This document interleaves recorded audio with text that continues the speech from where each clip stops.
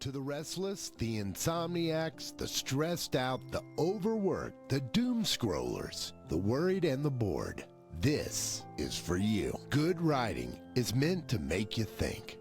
This is the opposite. Short, funny, and unfortunately true stories that have mostly to do with nothing to help you turn off your brain and turn on your REM. All names have been changed to protect the guilty. These are Anxiety Addicts Bedtime Stories. Good afternoon, good evening, good 1:47 a.m. and you have woken up in a cold sweat because you think you're having a heart attack, but it turns out that you laid on your left arm kind of funny. I'm Joe. And I'm Morgan. And welcome to Anxiety Addicts Bedtime Stories. This is where two best friends since we were 11 years old collect stories from the internet and true user-submitted stories and turn them into 20-minute tales to help you take your mind off of whatever's bothering you and help you go to sleep. Let's be honest. Anxiety can feel really, really lonely, and we don't want it to be. I don't know about you, Joe, but whenever I think about that thing that I said to a 30-year-old woman 15 years ago, that I can't even believe what I said. I said, you look really beautiful for your age. I was 20. I still stress about it. And when I hear other stories like this, it makes me feel so less lonely. Absolutely. And to put things in perspective, where you said this one thing, but somebody else has burned their house down and they got over it. So you're like, oh, okay. All things being equal, I think I've got this. Oh my God, I still cringe about it. I was trying to be really nice, and I obviously was an idiot as a 20-year-old. To be fair, though, 20 years ago, maybe people weren't taking that as offensively. Like now everything is considered offensive. And maybe back then it was like, she definitely took it offensively. Like laughed at it, but definitely took it offensively. Well, I mean, could you imagine if somebody came up? Could you imagine if a little 25-year-old came up to you and you're like, "You're really pretty for your age"? I'd be like, "Yep, got that right." Oh my God! Well, guys, we just wrapped up season 2, and we'll be taking some time off before we kick off season 3. But we will continue to be doing our weekly BS because obviously. Our weekly BS is where Morgan and I get together. We talk about the people with our exact same names and what they're doing around the world, what we're stressed out about, and then we'll give you a little bit of our brilliant, psychologically educated insight onto some pop culture things. I'm kidding. We don't have anything interesting to say about that. Yeah, but it's kind of fun trying to find a way. Do you know that everybody, when I used to read like gossip columns, I knew everybody. And now I have no idea who they're talking about unless they're talking about like the older generation, like the Backstreet Boys and or Oprah Winfrey. I don't know any. Yeah, I don't know the younger people either. I don't know if I should be proud of this, and I feel like the gays are going to disown me, but I've never seen an episode of any of the Real Housewives shows, and I've never seen an episode with the Kardashians. So I've definitely seen episodes of the Kardashians, but I've never seen, I shouldn't say I've never seen the Housewives. When I go home for the summer, because we don't have them here, my sister-in-law, my brother's wife, got my mom into them, and my mom and I will sit and either watch Judge Judy or one of the Housewives. I love that. That's like, I appreciate junk TV as a connection point. I have anxiety. Would you like to hear about how I turned Real Housewives into having my own anxiety? Because that's the definition of insane. Like that makes no sense. It doesn't even make sense when I'm saying it right now. It sounds so dumb, but this is where my brain goes. As I wonder how this sort of time in pop culture is going to be remembered. And talking to my kids, it's not going to be like, oh, and this was the time of Andy Warhol in the 70s and the protests and this artist doing this. I'm going to be like, this is going to be a time when like plastic-faced women got drunk and yelled at each other on TV. And my kids are going to be like, oh, that was your defining moment. Wait a second. Are you saying that because you read an article about Kris Jenner's new face? I did. That did pop up on my feed. Mine too. Oh my God. Do you think it's do you think that she's like call, like, you know how they say even if it's in a paparazzi photo, they can like have it doctored. Do you think it's doctored? Because she seriously looks like she's 20 in a scary way. I mean, I think I have so many thoughts on it. My first thought, and I feel like I'm saying this because we're recording, is that like anybody should do what makes them happy, and I frankly don't care. I think that that family is really like, I mean, there's five of them and one college degree. I look down upon that. I think that they have so many followers and so many people look to them for beauty advice and put them on this pedestal. And I think it's a little bit insane. But also, things look different on camera. Like I was an actress for 15 years, and the makeup that they do for the camera doesn't look great in person. Yeah, totally. So who knows what she actually Well, she looks like. fucking phenomenal. And I'm going to say, I remember when I was younger, I used to always say, I can't wait to age because my grandmother was so fabulous. My mother's so fabulous. I'm like, I can't wait to age. I'm going to wear it proudly. And like the first signs of wrinkles and gray hair, I'm like, went blonde and got Botox. So I can't say what I'm going to feel like when I'm 60 because I do stress about getting older now. And I never thought I was going to be that way. But I think that that's all of us. We're all like, oh, we'll cross that bridge when we come to it. And then you're at that bridge and you're like, I fucking don't like this bridge. I am going to give you pushback, though. I don't think she looks phenomenal. I think it looks weird. Well, it looks weird because you know her actual age. But like whoever did it, I'll tell you why I think it looks phenomenal.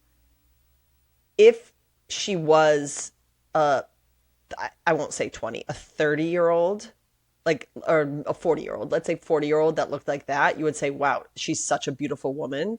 And I think I'm so used to walking around, you know, first I was in Los Angeles, now I'm in Milan, and it really looks like, I don't know, people from Los Angeles and in Milan all went to the same doctor and you know Yeah. exactly what they got done. She doesn't have that look. She doesn't have like Maybe I that. haven't. Yeah, maybe I haven't looked at enough pictures of her. I think she looks funny. I think her nose looks like she's had a bunch of nose jobs. I think that like, you know how your dog looks when it puts its head out the window and the air blows it? What? And their jowls go back. Yeah, yeah. I think she looks like that. I think she looks like a golden retriever with its head out the window on a highway. Oh my God. I'm sorry. I'm going to stick up for Kris Jenner and say, I think you're fucking fabulous. And I hope, I don't know. I hope I don't want to have it one day, but I can never say never. Morgan, I love you, and I love that we have different opinions on this because I think she's everything that's wrong with the world in one human heartbeat. I don't think there's anything wrong with it as long as people say, like, oh no, I didn't do anything. That annoys me.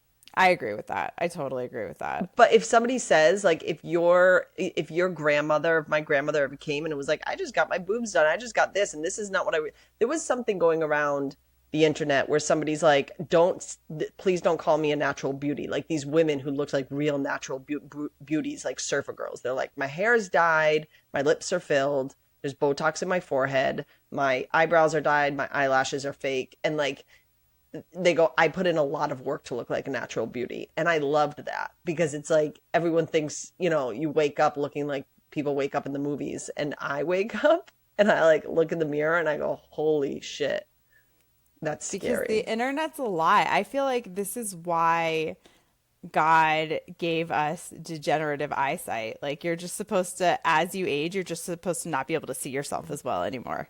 It's so true. And you know what's Like funny is I put Dean on was a like, lot of makeup today, but like when I'm on camera, you can't even like, I look pale. but that's what I'm saying about you don't know what her face looks like in person. Like if you That's were true. sitting there next to her, you could be like, this is scary. Like it's scary to see somebody's facial features so manipulated.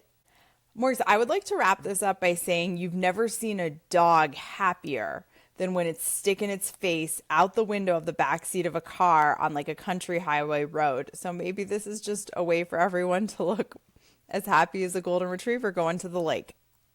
What if that's what the procedure was called? Golden retriever going to lake. I'll take two. All right.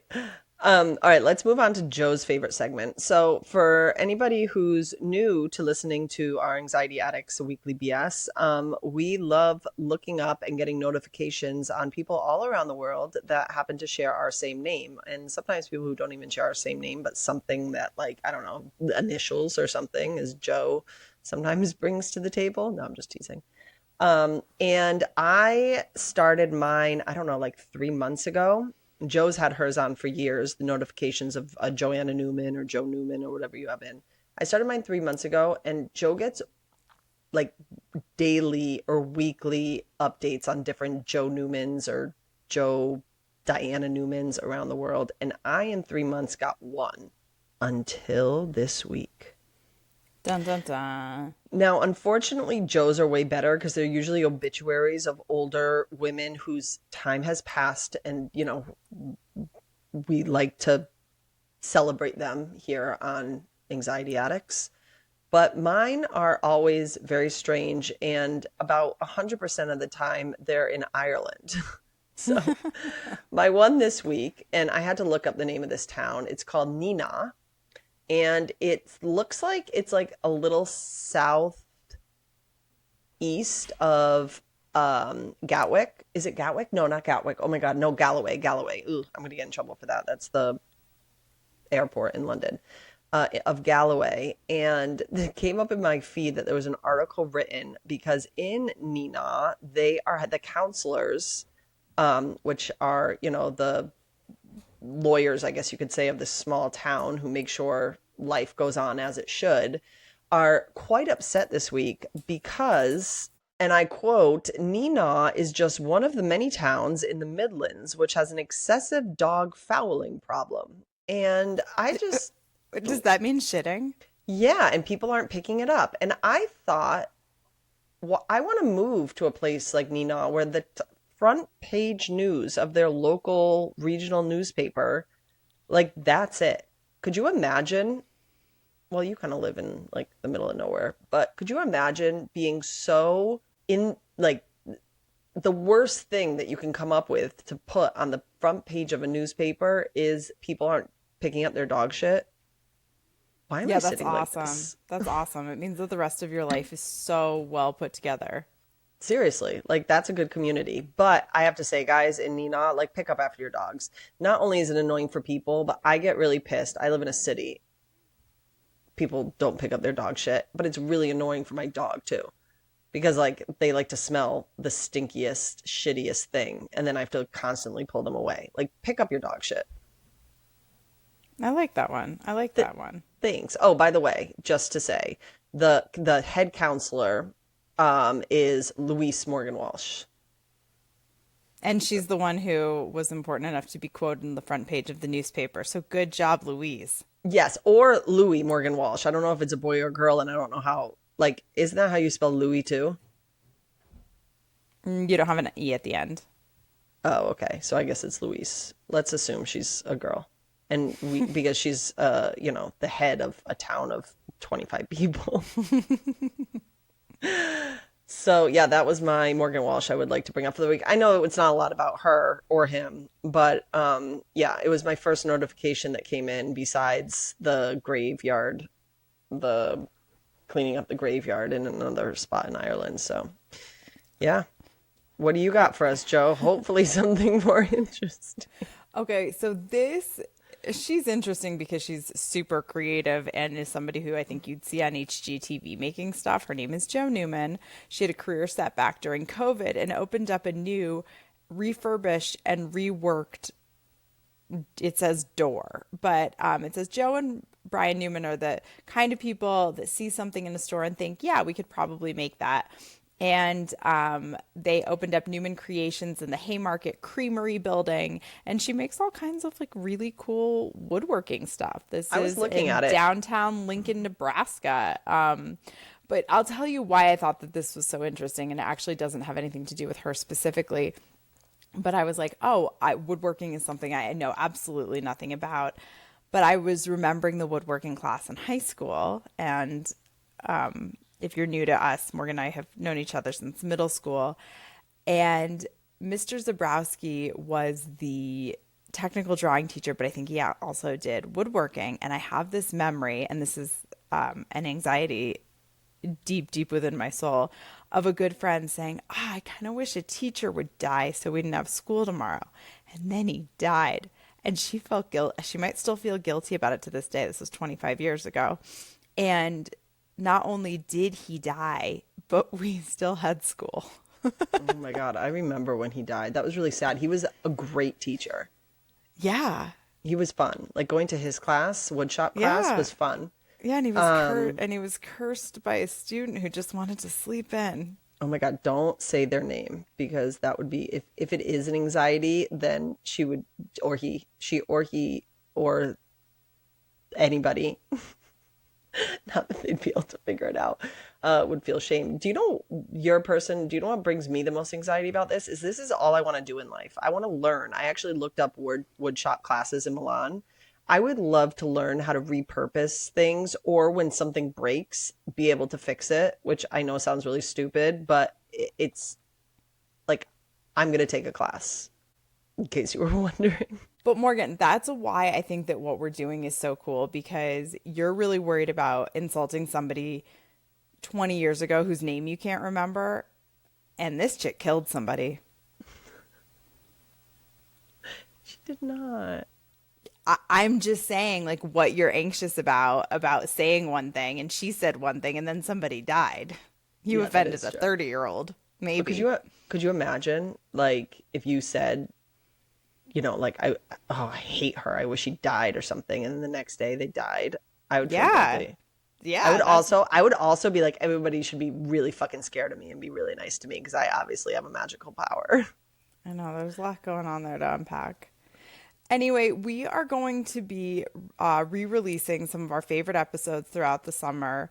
Wednesdays, you get Anxiety Addicts BS, which is this brilliant conversation between these two amazing women that I'm sure you cannot live without, because nobody else wants to hear us, and that's why we have to record ourselves and put it up on the internet so our reach is a little bit bigger. And then on Fridays, we are re-releasing, I think, some of our funniest episodes. More, the first one's going to be opposite. Wednesday will be the re-release, and Fridays will be the BS. Okay. Just in case somebody's writing this down, so they can... Maybe sometimes we'll get drunk and switch it and not pay attention. We'll be like, oh my God, is that what happened? But this week, we're going to release The Invisible Man, which Morgan knows is one of my absolute favorite stories ever. And it's a story about kids being assholes and then not being assholes. It's a really, really good middle school. I really love this one. I know. And it's going to be for the first time up on our YouTube channel. So you can actually see our very own lovely, fabulous, gorgeous Joe Newman reading it to you as a bedtime story. It's a good thing to turn on when you're doing something else. Like, you turn me on in the corner and scroll Instagram on your other. It's a second screen. It's a second screen type of entertainment. Guys, don't forget to follow us on Instagram at Anxiety Addicts Bedtime Stories. Also, Facebook at Anxiety Addicts Bedtime Stories. Also, on TikTok, Anxiety Addicts.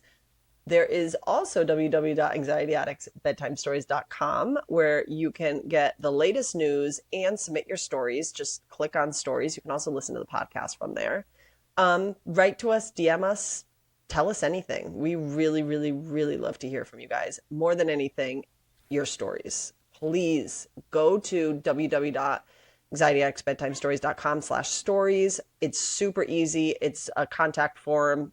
First, middle, end, 3 sentences. Send them in. We love, love, love to read them. And if nobody's told you yet today, we love you. And sweet dreams. Sweet dreams. Thanks for listening. If you still can't sleep, why not do some shopping on the small business links at anxietyaddictsbedtimestories.com and support some really cool people. And don't forget to subscribe and to send us your stories. Sweet dreams.